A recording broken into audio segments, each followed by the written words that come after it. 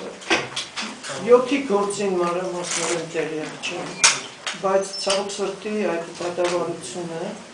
իմ կարծիքով դատավարության ընթացքը վարչապետող է եղել երկրի համար, դատական համակարգի համար եւ ընդդիմության համար, քաղաքական ուժերի համար,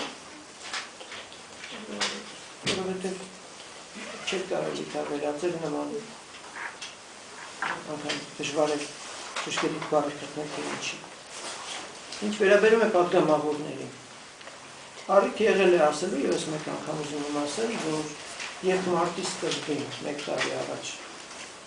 դատախազը գլխավոր դատախազը եկավ խորհրդարան, իր հայտարարությունը շատ պարզ էր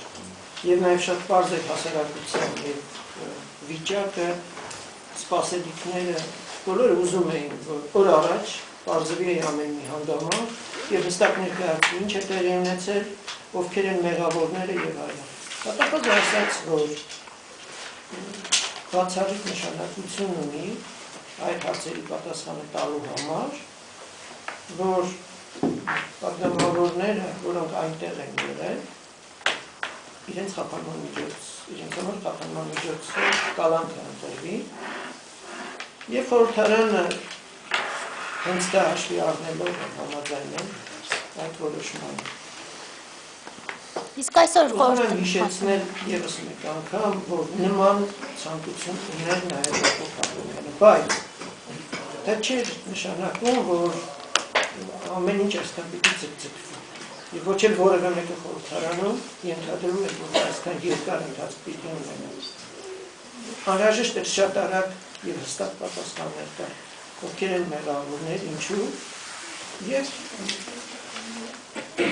իդեպ ասեմ, որ խորհրդարանը չի ասում, որ պատգամավորները մեղավոր են, թե ոչ խորհրդարանը դատարան չէ, որտեղ պիտի նման որոշումներ ընդունվեն։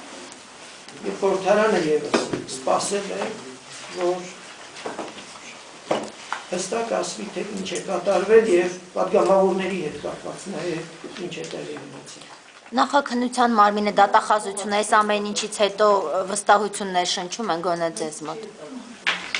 Ես ճիշտն ասած կարծում եմ եւ երբ